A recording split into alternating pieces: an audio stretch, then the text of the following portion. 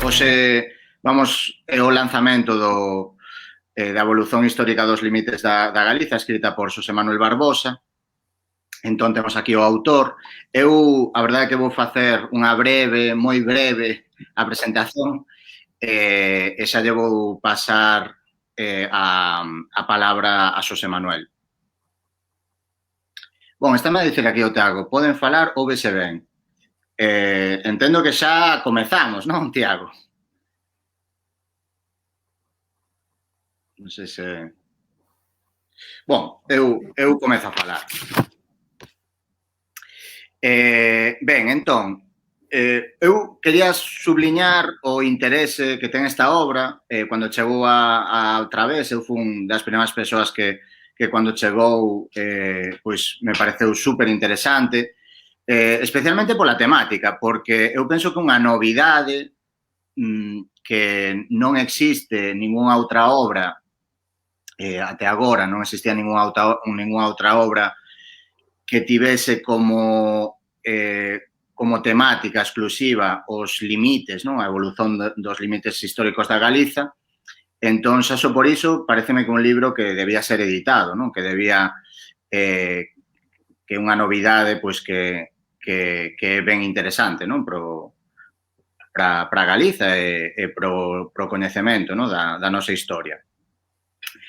Outras das ideas así que me parecen interesantes subliñar é que penso que, por un lado, é un libro que é máis unha ferramenta que temos, non? Para mexer nos alicerces da historiografía oficial, porque temos que ter en conta que a historiografía oficial apagou a Galiza da historia, non?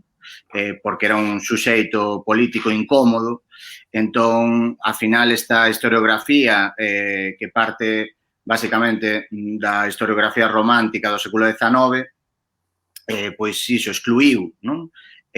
A Galiza da historia. Entón, penso que neste sentido este libro pois é unha ferramenta útil tamén para renovar e mellorar o discurso historiográfico nese sentido. E despois, en terceiro lugar, un pouco eu como lingüista, a verdade é que non me sinto moito confortável falando de historia, porque non é o meu ámbito de traballo, e simplesmente, pois, interésame a historia de maneira amadora, non? Bon, entón, nese sentido, quería dicer que dunha perspectiva lingüística tamén axuda a mellorar o coñecemento lingüístico, entre outras cousas porque temos que ter en conta que pois en ámbitos como pode ser a lingüística histórica, pois é ben interesante coñecer esta evolución dos limites do que se chamou Galicia, pois para reconstruir o romance hispánico occidental, non? Entón pode fornecer dados ben interesantes nese sentido e axudar a mellorar o noso coñecemento lingüístico sobre o galego, sobre o portugués, non? Sobre a formación do romance hispánico occidental, non? Basicamente, estos son os 3 pontos así que eu tiña pensado subliñar, polo que a mí me parece ben interesante a publicación desta obra, que, aliás, penso que ficou un traballo ben editado e ben interesante e ben atraente. E xa con isto, Xosé Manuel, paso xa a palabra para que comeces a falar. Ok. Obrigado. Acho que se me ouve ben. Acho que non hai cualquier problema de comunicación, non? Bon, entón, antes de máis, o primeiro de todo é agradecer a todas as persoas e a todas as entidades que me axudastes a publicar o libro.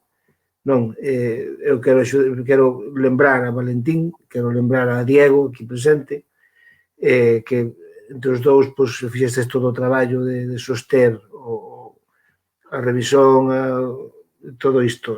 Tiago tamén agora que está detrás das cámaras, que tamén está sostendo tamén esta presentación, e tamén non quero esquecer tamén a Graciela e a Miguel Durán, que tamén estiveron presentes na hora de traballar. Penso que non se me esquece ninguén da Través como entidade editora. non? E tamén quero agradecer a compañeros meus da Academia Galega de Lingua Portuguesa, nomeadamente a Ángelo Cristóbal, Valentín xa non me é antes como dentro da Través, mas tamén como académico, e o resto dos compañeros tamén, por o apoio e por os parabéns que teño recibido deles tamén, non? E a entidade propiamente dita tamén a Academia, que tamén ten parte de responsabilidade de que isto se publique, non? Ben, e depois tamén agradecer antes de máis a entidade que xerou a idea de que se publicase este texto.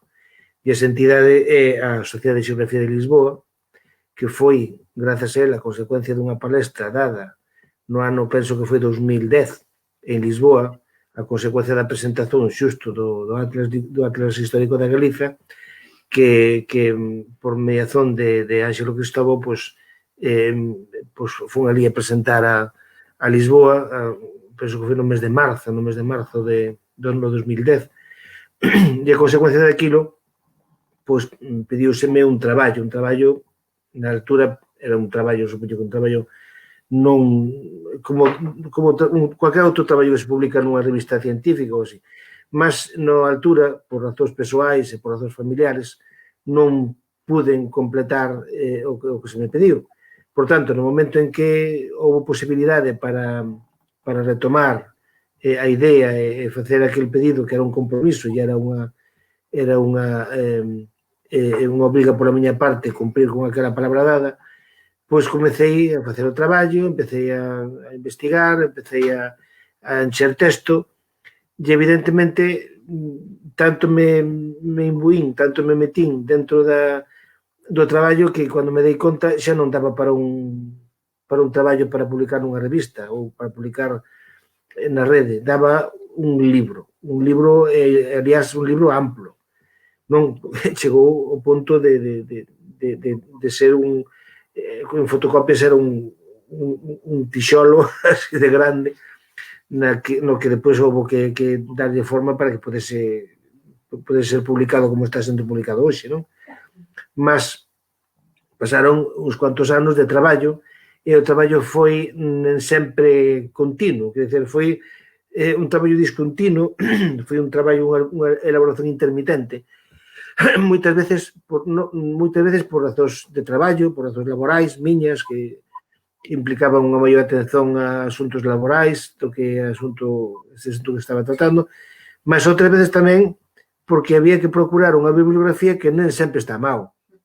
Esa bibliografía, ás veces, houve que facer auténticas exquisiteces para conseguir libros que non estaban catalogados, libros que estaban publicados en épocas que non son épocas actuais, e mesmo libros que publicados mellor no século XVI ou XVII estaban en internet ou había que pedilos a editoras online para que podesen fornecerme de fontes, non?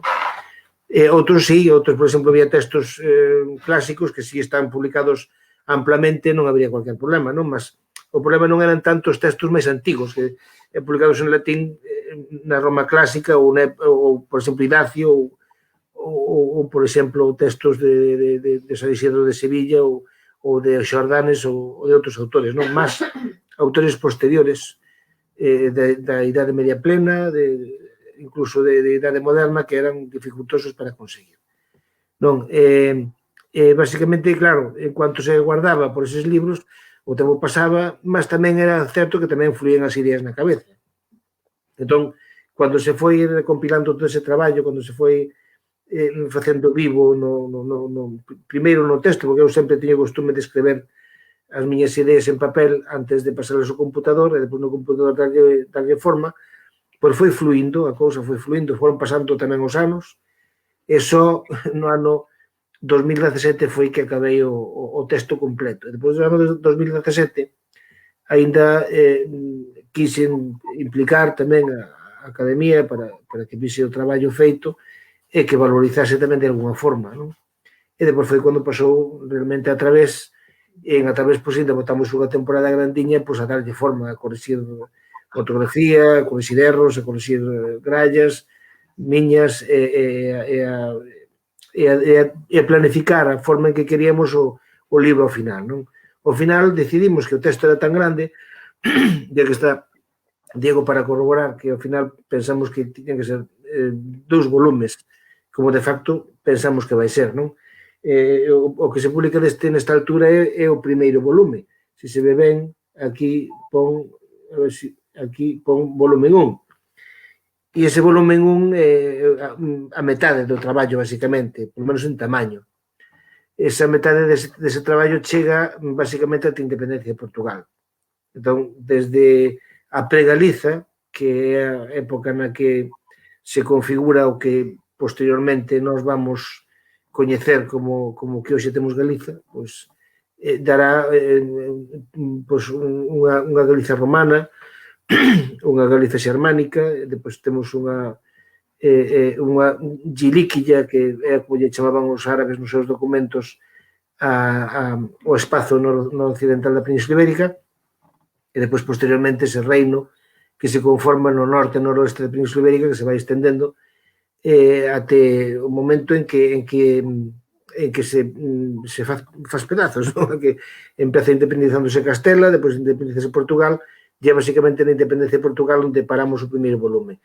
O segundo volume xa será unha Galiza que xa non é a originaria, non? Xa non sería aquela Galiza romana ampla, nin a xermánica, nin estas que estamos a ver agora, nin a árabe, non? Sería xa unha Galiza con León, que tamén co tempo que iríanos no ámbito castellano, e a partir de aí ficaría reducida ao que hoxe é Galiza, non? Tamén é certo que nós o traballo é, como especificamos nas primeiras partes do libro, no primeiro apartado, no que se fala da pre-Galiza, o noso traballo basease basicamente naquele espazo territorial que leva o nome, independentemente da lingua, se fora latín, se fora árabe, se fora galego-portugués medieval ou moderno, xa fose Calaiquia, xa fose Galaecia, xa fose a Galitia ou Galitia ou Galetia ou máis tarde Galiza, a que leva ese continuum dese nome é o espazo territorial do que estamos a falar.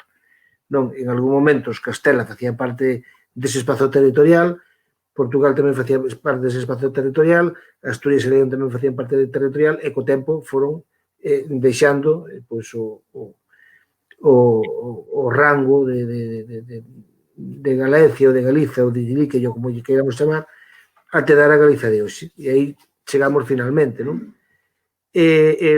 O libro esta parte, este primeiro volumen, que é o que realmente estamos apresentando a día de hoxe, pois consta de 6 capítulos, basicamente. Cando presentemos a segunda parte, tamén constará aproximadamente do número de capítulos parecidos, con unha conclusión, mas deso falaremos no seu día, non? Vamos falar agora, en primeiro lugar, da primeira parte. Pois esta primeira parte consta de 6 capítulos, basicamente. Temos 6 capítulos e 6 partes. Alguna parte máis, porque tamén ten uns anexos interesantes. Ten unha primeira parte que fala da pregaliza, non? Antes da pregaliza, desa parte que os clásicos chamaban a Celtique ou Calaiquía, os gregos, ou Caltia, en algúns casos, que se pode identificar como Celtia, ou como algúns autores identifican como Calaetia ou como Calitia, non? Nomeadamente Penagraña, etc.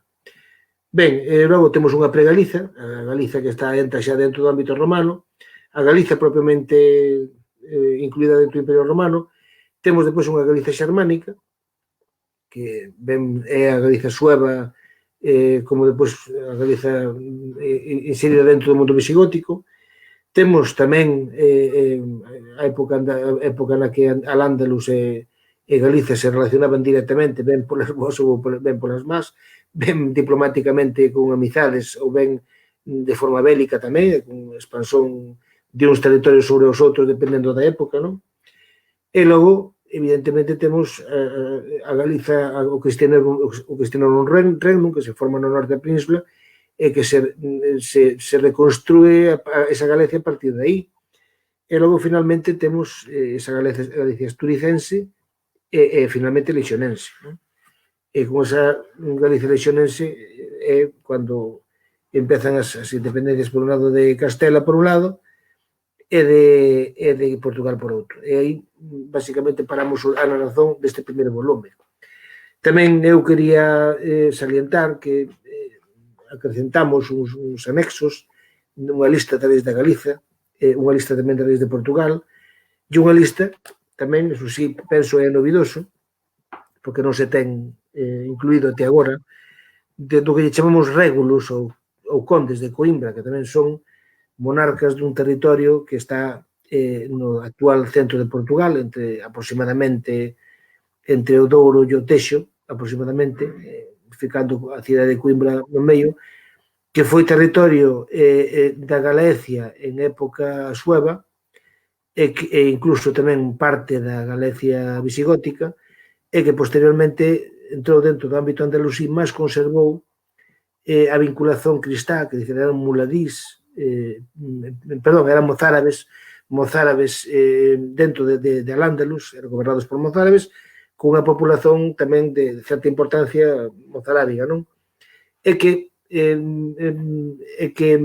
dubidou entre a obediencia a Córdoba ou a obediencia a Galicia, non? Dependendo das necesidades que tivese no momento, era facer política, porque estaba no medio entre os dous ámbitos, e era un territorio que tiña tivo, de facto, unha historia específica, o que pasa que non contamos coas fontes adecuadas para reconstruir moita cousa, mas foi tan importante como pudo ter sido o que mal chamamos Reino de Asturias, non? O reino que se conformou no norte, que depois se ampliou, e que cando se conformou na súa plenitude deu finalmente un espazo territorial que coincidía basicamente co que anteriormente fora o reino suevo ou incluso a Galicia visigótica aproximadamente, non?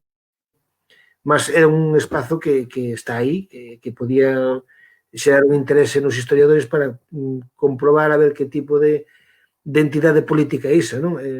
Porque aínda que non sexa un territorio no que podamos reconstruir con total fidelidade científica unha dinastía determinada, descendentes de Vitiza, si hai algún punto, algún elemento que nos fala deles. Entón, sería máis do que nada unha liña de estudo, unha liña de estudo historiográfico para reconstruir ese espazo territorial, que sería moito importante para a historia da Península Ibérica en xeral e para a historia de Portugal en concreto, tamén evidentemente da Galicia ou da Galiza concretamente, non? Habría que darlle esa importancia, non?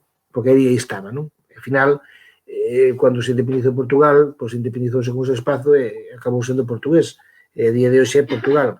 Mas é un espazo que habría que darlle a súa importancia tamén, non?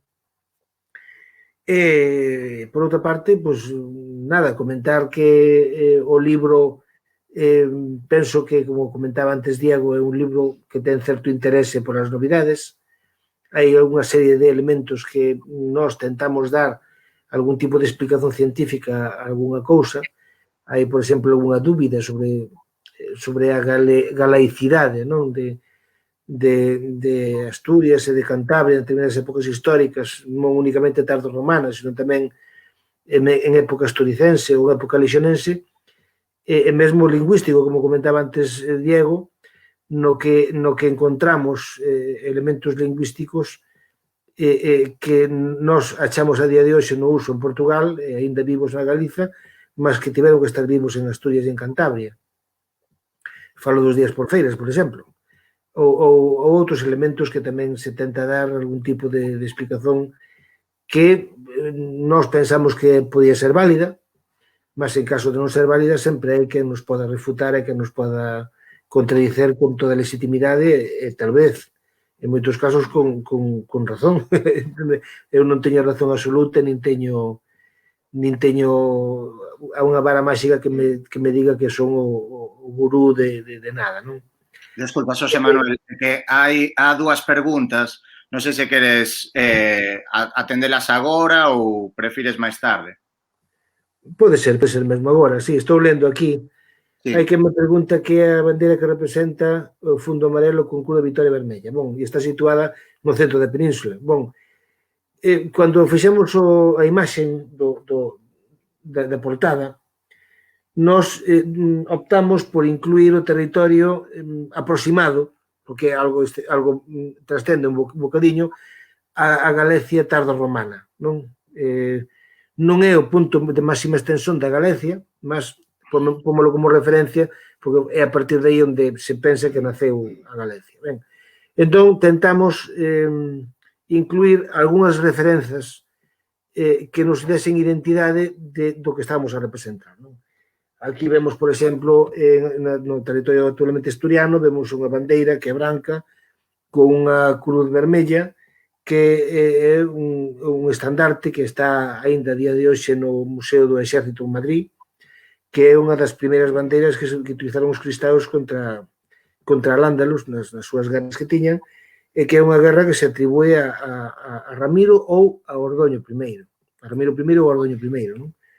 Existe esa bandeira, non? Eso intenta dar unha idea, basicamente, da Galicia asturicense, que foi aí onde naceu, onde se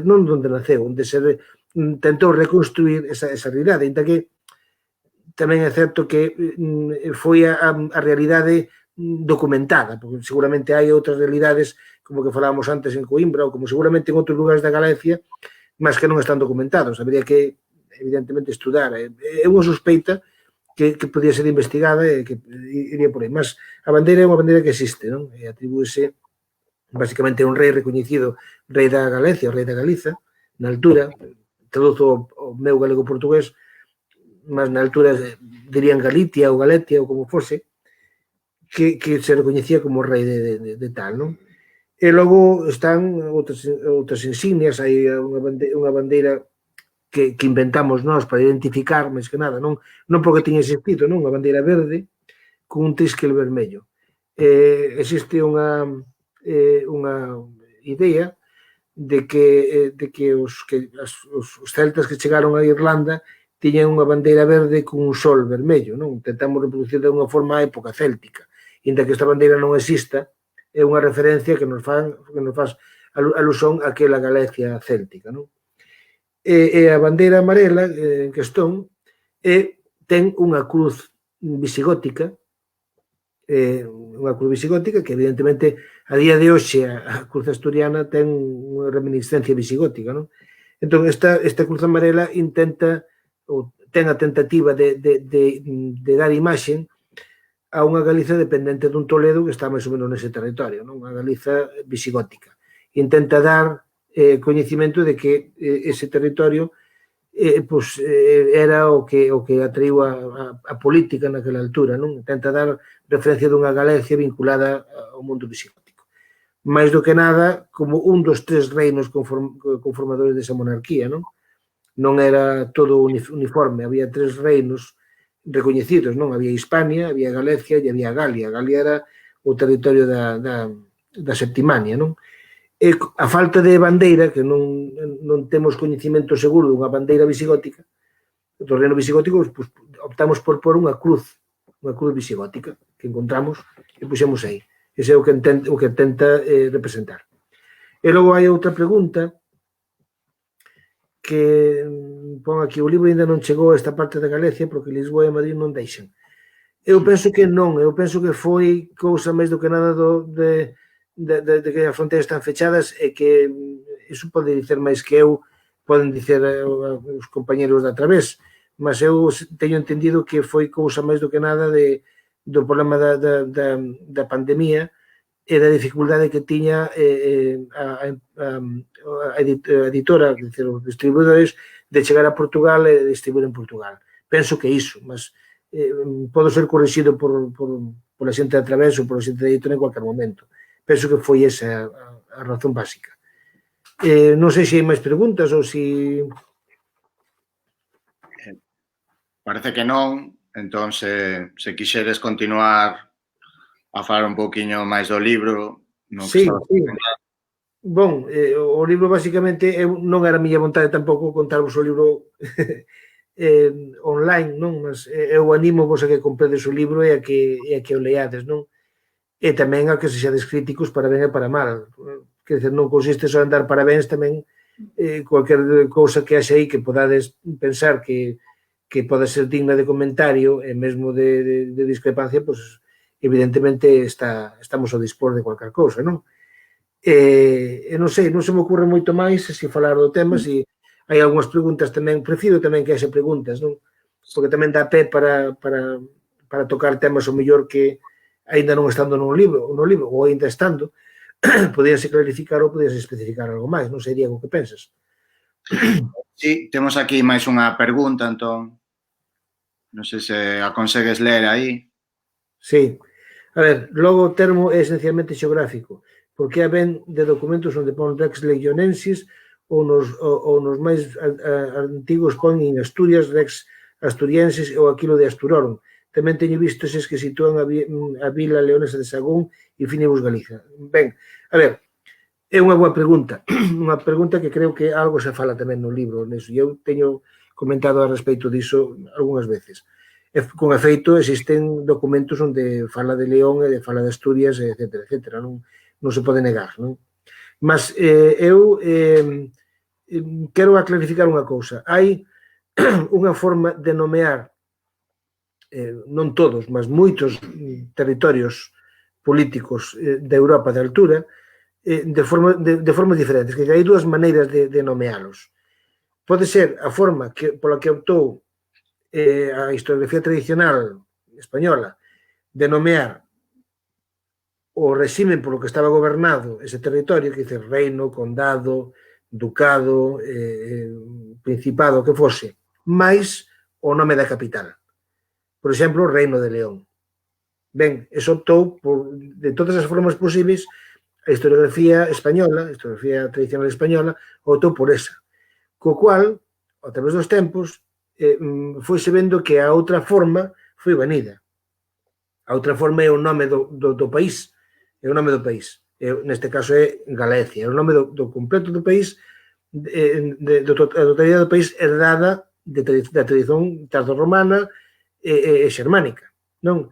Mas na altura o nome do país en conxunto, en xeral, pois era moito usada, tanto ou máis usada que eses termos. O Rex Legionensis significa rei en León, non? O rei de León. Mas tamén o califa era a califa de Córdoba, non? Mas gobernaba Al-Ándalus, non? Podese chamar o país Al-Ándalus ou podese chamar Califado de Córdoba. Ten as dúas posibilidades de chamarse. Ninguén se equivoca cando falamos de Califado de Córdoba, todo o mundo entendemos que falamos de Al-Ándalus, non? E cando falamos do reino de Pamplona, sabemos que falamos de Navarra, non? Ou cando falamos, por exemplo, non sei, en outros lugares, en outros ámbitos europeos, pois cando falamos non sei, non se me ocorre agora ningún, sei que hai varios, por exemplo, cando falamos de ducado o condado de Tolosa, que Tolosa era a cidade principal dese territorio, estamos falando de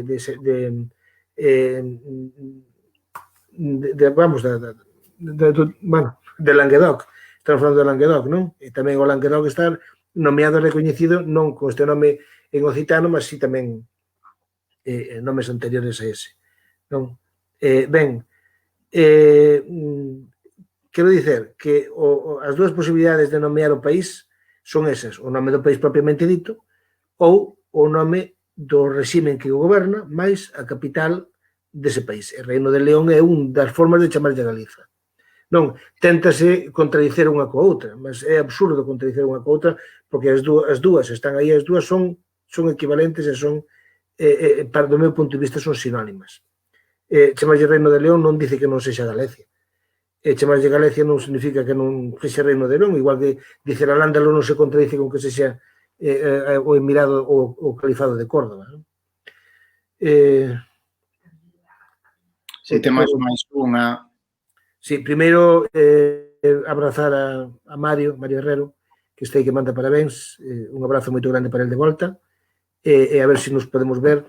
A pandemia impede moitas cousas e limita moito, mas a ver se podemos dar un abrazo moito grande cando podamos, con moita vontade, con moito placer.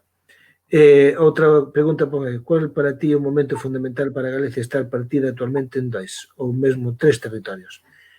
O momento fundamental, home, a ver, as partillas foron varias, non? A primeira delas foi Castela, mas Castela en principio non era un territorio que se identificase étnicamente coa Galicia histórica, non? Que dizer, non se identificaban como punto fundamental deste territorio, non? É unha parte extrema, unha parte periférica que precisamente por ser periférica estaba vendida, quase, nós decimos vendida cando está exposta aos pés dos cabalos das racias musulmanas e de ataques de todo tipo, non? Entón, precisamente por esa desvinculación co etnónimo galaico ou Galicia, pois foi que procurou a súa independencia. Quer dizer, aí non habría cualquier problema, mas esa independencia tamén supuso que posteriormente houvese un poder nun determinado lugar da península que fose oposto ao poder occidental da península e que ocasionara co tempo que ocasionou, que é a ruptura do miolo do que era realmente a Galicia, e o ponto fundamental foi a conquista de Toledo, entrando Toledo na batalla polos distintos poderes peninsulares, pois ocasionou esa disputa entre Toledo e a Galicia por un lado, e dentro da Galicia entre Compostela e Braga por outro, non? Que todo dito sexa de paso foi unha polémica fomentada basicamente acho que desde Roma. Roma foi quen aproveitou todo ese conglomerado de intereses para dividir aquel territorio histórico da Galicia que estaba unido en principio, tiña un poder máis ou menos claro e relativamente unificado, que podería conformarse como algo futuro que podía ter suceso, non?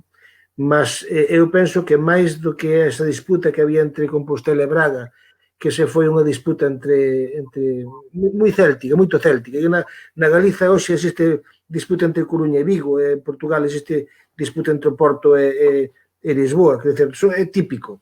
Na Galiza foi así, mas eso foi fomentado basicamente por unha Roma apoiada en Toledo que temía que houvese un cisma en Occidente parecido ao cisma oriental, ao cisma de Constantinopla, e ese cisma fose provocado por unha cidade como era Compostela que estaba arrogándose a sí mesmo un poder e un protagonismo especial porque se dicía que era unha sé apostólica, igual que Roma. Entón, sendo unha sé apostólica, Roma entendía que era perigosa para a súa unidade. Entón, claro, fomentou este tipo de disputas, este tipo de disputas evidentemente dividiu a Galiza Norte da Galiza Sur, e a Galiza Sur deu que hoxe é Portugal e a Galiza Norte pois, derivou en outro proxecto político que non nese mesmo momento de división, mas posteriormente pois, acabou sendo frustrado, acabou sendo un proxecto político que acabou no que acabou. Hai outra pregunta. A diferenza entre Hispania e Galicia que período abranxe? Bon, a idea de Hispania é unha Hispania diferente en cualquier época histórica. Quer dizer, na época andalusí, Hispania e Al-Ándalus eran sinónimas. Mesmo eran sinónimas porque tiñan sido sinónimas anteriormente en época visigota. De tal forma que unha persoa da actual Cantabria era da Galicia e unha persoa da actual Lisboa era da Hispania, o cual a día de hoxe é un pouco extraño de perceber, non? Mas era así. Mas esa idea, a ver, a idea de Hispania, en principio, a Hispania política era Al-Ándalus, mas a Hispania xeográfica, como Escandinavia é un conceito xeográfico, tamén a Hispania era un conceito xeográfico, mesmo cando Afonso VI chega a Toledo tamén se proclama imperador de Hispania porque Toledo era parte da Hispania musulmana, da Hispania, da Al-Ándalus. Entón, ele o que quería facer era tamén incluir o resto de territorios daquela Hispania, de Hispanilla, pois dentro do seu dominio. Proclamou-se tamén imperador da Hispania porque a súa idea era ser imperador de toda a Península Ibérica, que é o segundo conceito que tiña, non só o conceito político que era Al-Ándalus, senón o conceito xeográfico que era de toda a Península Ibérica. O conceito de Hispania dura ainda máis, quer dizer, no mesmo século XIX, cando se cría o Reino de España, cando os reinos do que hoxe é España, España monárquica de hoxe, cando se eliminan e se cría o reino de España, cando en 1833 o reino de Galicia deixe de ser reino, e o reino de Castela deixe de ser reino, e o reino de León deixe de ser reino, e o reino de Aragón deixe de ser reino, para conformar en todos un reino de España, que a partir de Isabel de Borbón, hai un protesto oficial por parte dos portugueses, porque os portugueses tamén se recoñecían parte de España. Mas esa parte de España non era un conceito político até ese momento, era un conceito xeográfico. Entón, eles protestan porque se lles exclúe da España, como se é agora Suecia, imaginemos, unifica parte da Escandinavia, mas fica por incluir a parte sur de Noruega, por exemplo. Entón, os do sur de Noruega dicen, oye, por que vos chamades vos Escandinavia? Nós tamén somos escandinavos, non? Mas políticamente outra cousa. Moitas veces confundimos os conceptos políticos cos conceptos xeográficos, cos conceptos étnicos. En este caso, España, xeográficamente, é un conceito que ten sido político, ten sido xeográfico, mas que a día de hoxe xa non existe, precisamente, casi desde o século XIX. Durou até o século XIX, ainda que políticamente se vexe de outra maneira. Foi o nome de Hispania, ou España, foi de alguna forma usurpado polo que o que hoxe é o Reino de España, que non é ni máis ni menos que unha continuidade da Corona de Castela. Non sei se hai máis preguntas, se queredes...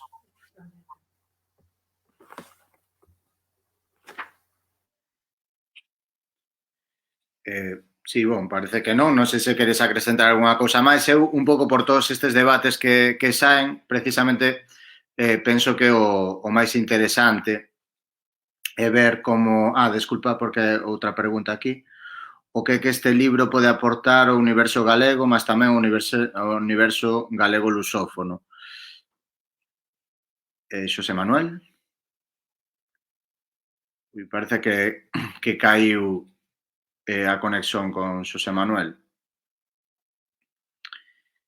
Entón, xa me ver aquí para ver se consigo falar con el.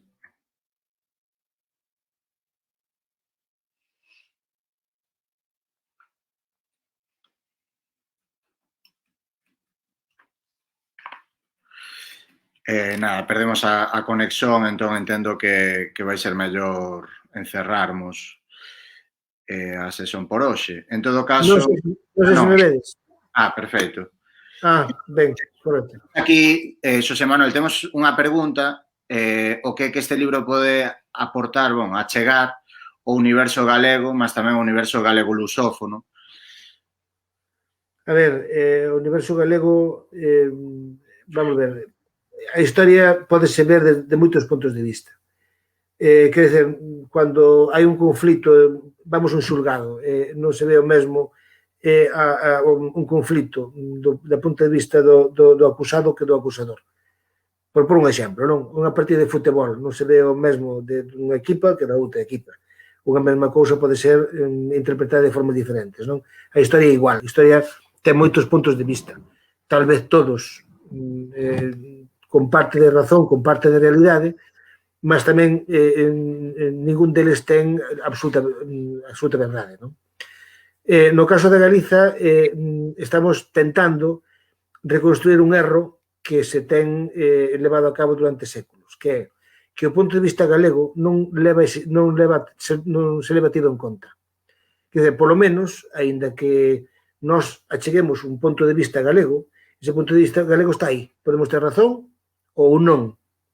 Podemos ter parte de razón ou podemos ter moita razón, non, mas estamos aí. E debíamos implementar a nosa visón da nosa historia, primeiro a Península Ibérica, a Portugal, a Castela, a España, a Europa e o mundo. Nós temos unha narrativa propia. Esa narrativa debe ser ouvida e debe ser entendida, tamén percibida por todos os que nos quixeran comprender, non?